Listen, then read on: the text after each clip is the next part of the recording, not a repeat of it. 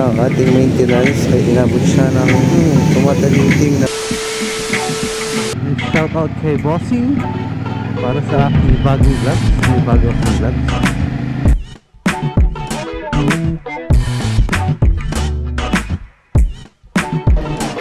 Ay, ito po. Nakuha ko na yung plate number. Hey, yes. Ano naman yung traffic? Kaumay. Las Piñas, kaumay. Ito yung isa nung naging choices ko. Tapos yung 650 ko din. Kaso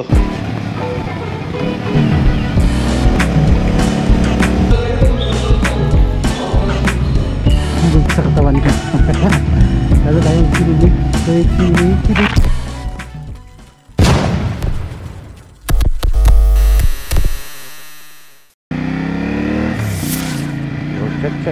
Check. What's up guys? Traffic. Nagka-traffic kasi Sabado. Oh, yung bicep ko.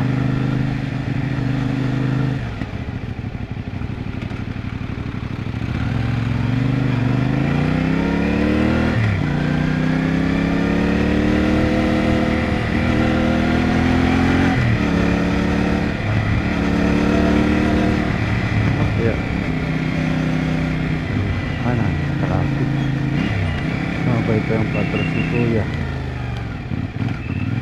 Okay.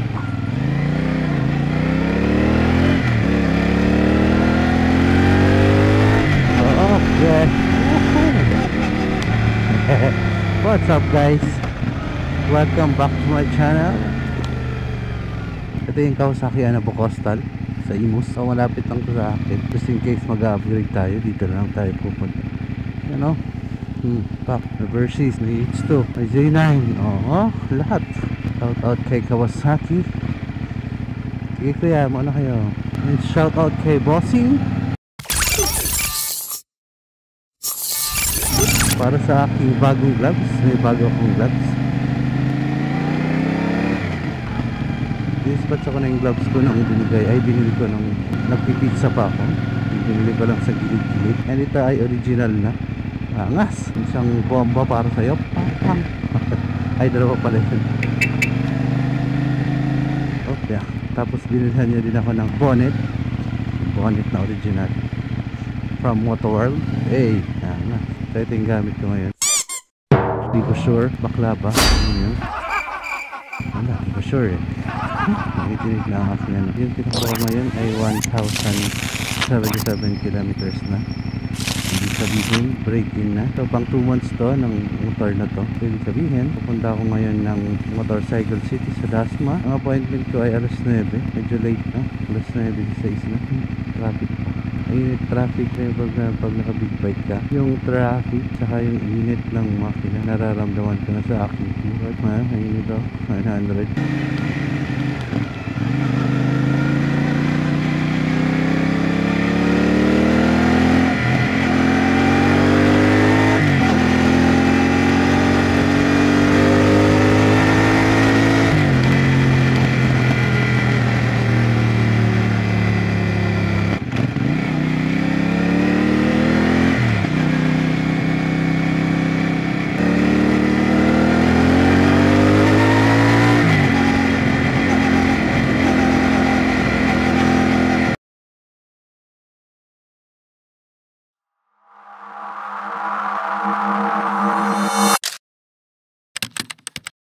Oh, wow!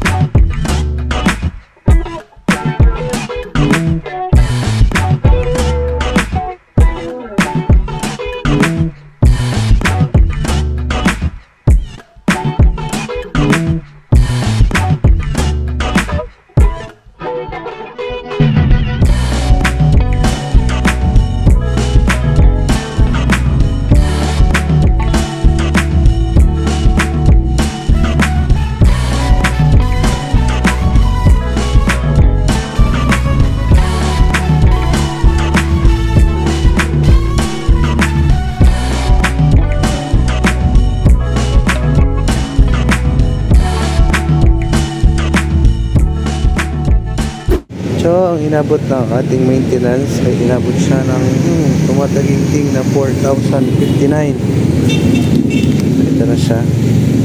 Change oil daw, tsaka first maintenance pa lang.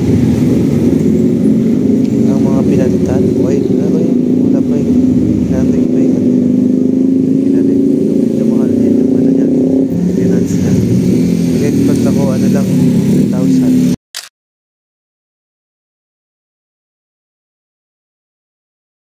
Like, up ya. Up ya. Okay, kuya. Oh, kuya. Thank you. Up ya.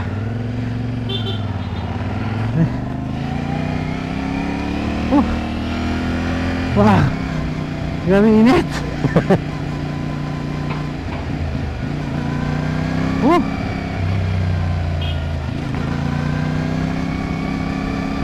Okay. Grabe init ba?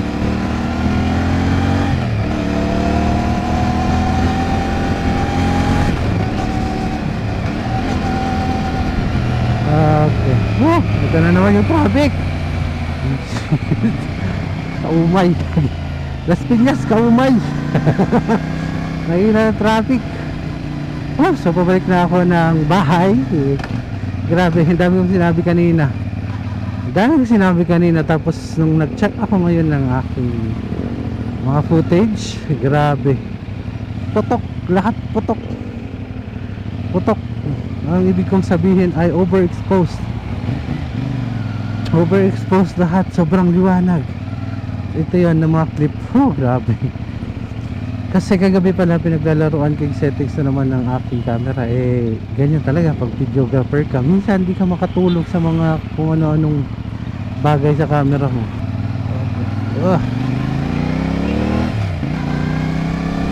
So ayun ang nangyari, ang baba pala nung shutter speed ko. Sheesh, nilagay ko sa 30. So ang shoot ko kasi madalas 60, ngayon kagabi na-adjust ko siya, ginawa kong 30. Tapos hindi ko na-adjust ko yung shutter, pero ngayon umaga na nung alis na ako, hindi ko pala naibalik yung setup na gano'n. Okay.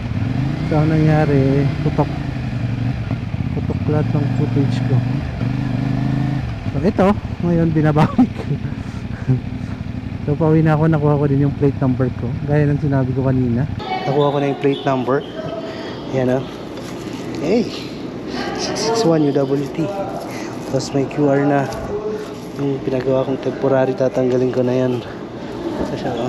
Hey, yes. Thank you, Motorcycle City. Ayan o, CB. Ay, hindi. Ito yun sa mga naging choices ko eh. Tapos yung 650. Ito din. Kaso, hindi kaya sa ngayon. Pero okay sana ito eh. Game na game sana ako dyan eh. Branch Mechanic Austin. Red. ZH2. Hey, laki. Ganda. Panalo. Sumunta natin sa likod. Saan ba daanan ito? Ito oh. Kung gusto mo ng medyo classic. Yan.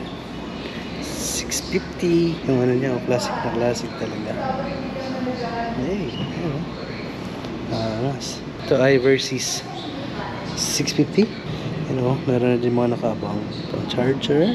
Tatanggalin mo na lang yan. Salpak. Angas. Laki pala. Try natin sakyan.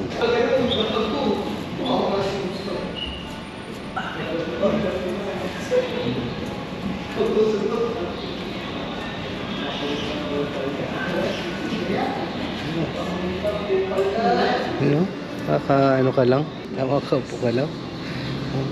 Art. Ganda. Ganda pa ng niya, TFT. Tapos 650 ulit. 650 nga. Sports bike na 650. Naked bike na 650. Kailangan mga price eh. Eliminator. Eliminator 650. 500. Ang ganda, no?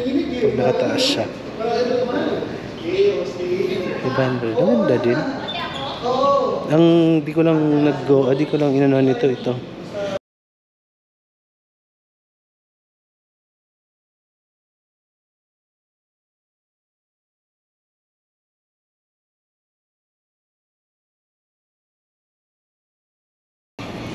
Dito na tayo sa H2.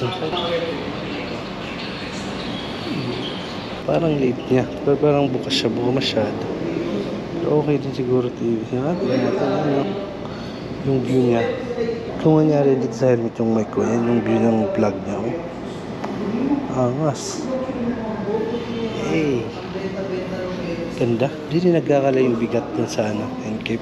Parang magaan din. Ito na. Yung mama ko sa lahat. Ito. Aray ko. Okay. Bigat. Grabe bigat agad. Grabe bigat ng motor na to. Angas. Oo.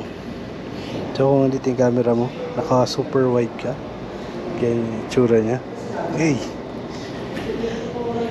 Hi there. Ay, ito po. Angas. Hey. Tigas ng clutch. Papaaway ka nito sa kalsada. Kasi magiging irritable ka kaka-clutch. Okay. Mga pangarap. Pangarap ka na lang ba? 10R. 10R. Try natin sakyan yung 10R.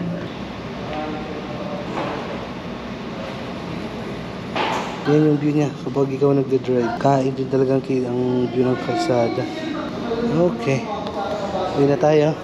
Nakuha ko din yung plate number ko. Buti na lang 2 months. And nandito na sa likod ko kasi wala akong bag. Grabe, ang ganda ng motor nandun habang nag-aantay ako. Tinignan ko yung mga motor nila. Grabe, angas. Parang lalong umano yung kilig sa katawan ko. Lalo tayong kinilig. Kuya kinig. Anong magagawa? Ayun nga, pauwi na tayo. Sakto pag-uwi ng bahay. Mamaya kakabit ka na lang yung plate number. Then ready for tomorrow's agenda. Balak namin naman bukas Diwali. Pat titignan pa. Kasi kanina nag-try kami. Hindi naman nakabangon ng maaga.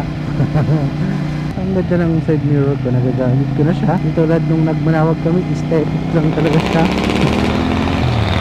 Kakanan na tayo dito. Papuntang Daangari. Daangari na to kasi Honda na yun. Pwede na ito irat. Kaya gaya sinabi ko, tapos na ito yung maintenance. Pwede na ito irat.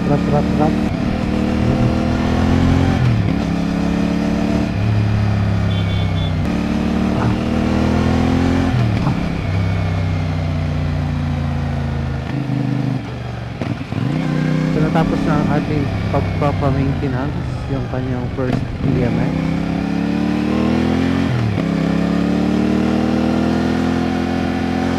And ina-observehan ko siya ngayon kung kumusta naman yung takbo niya.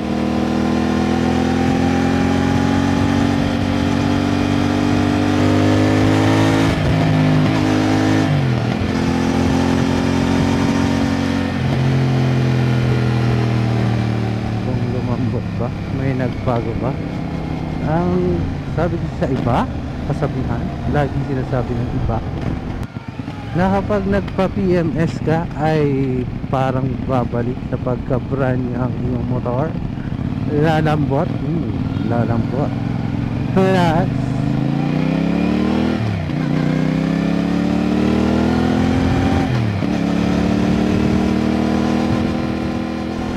lalakas.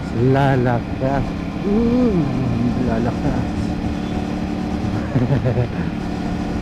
So ino-observehan ko siya ngayon kung kumusta naman siya after PMS.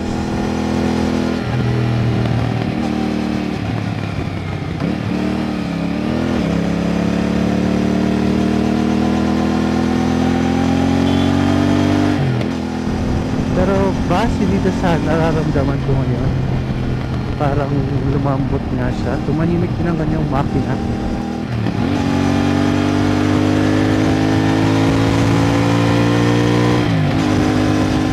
Compared sa dun sa dito siya napapalitan. Given naman na ganun talaga yung mangyayari. Kapag-change oil kasi bago yung lags na. And bukas ay tatry namin si Sunday bukas. Itatry namin ni Commander mag-rides. Kasama na din doon ang pag-try ng kanyang bagong helmet na binili namin sa Motor na naka-sale. Sabihin ko na naka-sale kasi naka-sale naman talaga. Dating it was 3,000 plus ata. natin, nabili namin siya ng 2,400 na lang.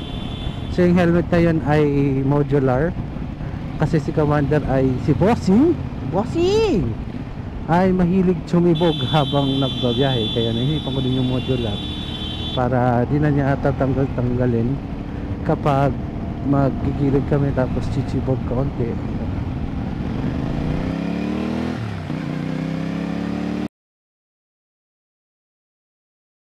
Yung helmet niya kasi dati meron na yung intercom niya na yun ay nalipat ko na din doon sa ano niya, sa helmet niya ngayon.